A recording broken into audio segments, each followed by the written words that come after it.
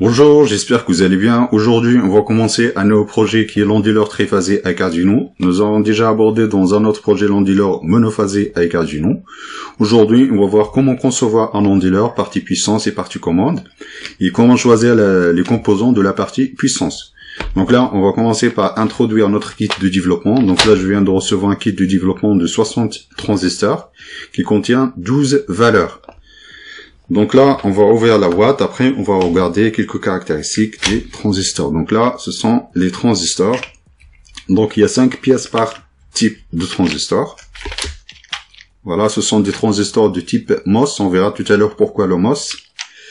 Ensuite, là, on va voir quelques caractéristiques du transistor. Donc là, c'est la référence du transistor. Donc, il y a le courant maximal, la tension maximale, le ID et le VDS. Par exemple, ici, on a le 33 ampères et 100 ampères. C'est à peu près 3,3 kW. Donc ici, on a 4,5 500 volts, c'est 2,5 kW. Donc là, ce qu'il faut retenir lorsque vous voulez choisir votre partie puissance, la partie puissance d'un onduleur, il est constitué de 3 bras qui sont parallèles. Chaque bras, il est constitué par des transistors. Du coup, en fin de compte, on aura besoin de 6 transistors pour le développement de la partie puissance. C'est-à-dire, on doit choisir les mêmes transistors pour notre onduleur. Donc ça, c'est important pour la partie commande et également pour les caractéristiques de commutation de nos transistors. Il y a une remarque très importante, c'est la tension VDS, c'est la tension maximale à la sortie du transistor. On voit ici, on a le 55 volts, 100 volts, 500 volts, 500 volts, 200 volts, 100 volts, etc. Donc là, ça ne doit pas être une contrainte pour vous, parce que lorsqu'on va faire notre onduleur, il y a toujours la partie transformateur. Alors, à la sortie de notre onduleur, on peut mettre un transformateur qui doit booster la tension vers la tension désirable. Si par exemple, on a à la sortie 12 volts AC, donc il suffit par exemple de multiplier par 20, un rapport de transformation de 20 pour obtenir 220. Également, le type du transistor, donc ça, ce sont des transistors MOSFET. MOSFET, il y a également des transistors IGBT. Les transistors bipolaires, ils sont pas adaptés aux onduleurs, aux convertisseurs, etc. Pourquoi? Parce qu'un transistor bipolaire, donc il y a la partie commande qui est au niveau de la grille, il y a la partie puissance au niveau du drain et la source. Le IB, il est lié avec le IC. Donc le IC égale bêta fois IB. Du coup, qu'on voit ici, donc le courant de la sortie, il est lié avec le courant de l'entrée. Par exemple, si la charge fait un appel du courant à la sortie, donc ça va se voir dans la partie commande. Du coup, automatiquement, donc il y a un risque de détérioration de la partie commande. De plus, pour polariser, pour faire commuter un transistor bipolaire, donc il faut un courant IB. Donc s'il n'y a pas de courant IB, donc on peut pas allumer le transistor. Par contre, ils sont intéressants au niveau fréquence. Les transistors bipolaires, ils peuvent aller en très haute fréquence. En revanche, les transistors qui sont adaptés à la commutation de puissance, c'est des MOS. Un transistor MOSFET, il est constitué de 3 bras comme les transistors bipolaires. Donc il y a la partie commande, c'est la gâchette, qui est la grille pour les transistors bipolaires, et la partie puissance, c'est le drain et la source. Donc le courant ID, c'est le courant de la charge. La grille, on peut alimenter, c'est-à-dire on peut fermer ou ouvrir le transistor par la tension. Donc on n'a pas besoin de faire une commande en courant. Donc ça c'est très important. Du coup, si on met une tension dans la grille, automatiquement l'interrupteur se ferme. Si on enlève la tension de la grille, si on met la grille à 0, automatiquement l'interrupteur s'ouvre. Donc ça c'est très important au niveau commande. Ça simplifie énormément la partie commande. Donc là, par exemple, pour le transistor, celui-là, j'ai un transistor ici, le RFZ44N. Donc la tension de fermeture qui est le threshold de grille, c'est environ 2,3 volts, 2,5-3 volts. L'onduleur, il a besoin de 6 transistors qui doivent être identiques. Là, qu'on voit ici, on a le 5 pièces par catégorie. Après, ce qu'on va faire, donc on va juste prendre 2 catégories. Donc on va prendre 5 pièces pour un catégorie. Et l'autre transistor, donc on va le prendre dans un autre catégorie. Par exemple, on va voir des caractéristiques qui sont similaires. Par exemple, celui-là, donc on a 9,7 ampères et 10 ampères. Après, on va utiliser une batterie plus tard pour la partie puissance. Ça, ce sont des pièces à 50 centimes. Donc là, vous pouvez trouver des transistors de plusieurs centaines, voire plusieurs milliers, ou voire des dizaines de milliers d'ampères. Donc ça va dépendre de votre application. Maintenant, on va faire un exemple. Donc on va juste commander un seul transistor. Voilà, maintenant, on va passer à la commande du transistor, le RFZ44N. Donc là, on va faire le schéma équivalent de notre transistor. Voilà, donc ça, c'est notre transistor. Ça, c'est la gâchette. Pour alimenter la gâchette, donc on applique une tension VGS, qui doit être supérieur à VS, V seuil. La tension du seuil pour ce transistor, c'est environ 2,53 volts. Du coup, nous, on va utiliser une commande 5 volts, c'est suffisant pour fermer l'interrupteur.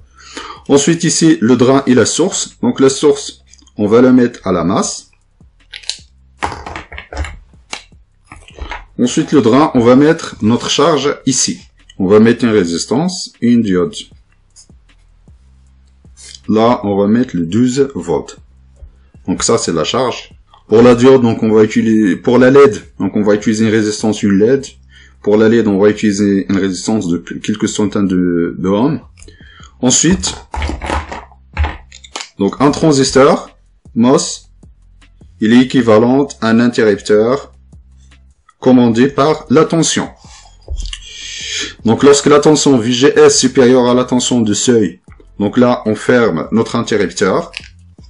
Lorsque l'interrupteur est fermé, le transistor est équivalent à une résistance, on l'appelle le RDS on. C'est très important la résistance, le RDS on. Le RDS on, c'est la résistance entre le drain et la source.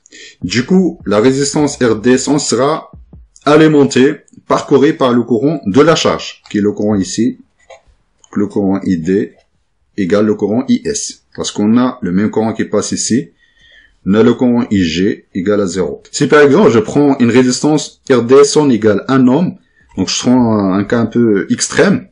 Si, par exemple, j'ai un courant ID égal à 10 ohms, 10 ampères, donc le courant 10 ampères ici fois 1, donc du coup, on va avoir une chute de tension égale 10 volts au bon du transistor. Du coup, la charge, il ne voit que le 12 moins 10 volts, donc ça fait 2 volts. Ça, c'est la contrainte. Il faut toujours que l'interrupteur ait une résistance, le RDS le plus faible possible. De quelques milliohms, voire quelques dizaines de milliohms. Donc ça, c'est une contrainte plus importante pour le choix de performance du transistor.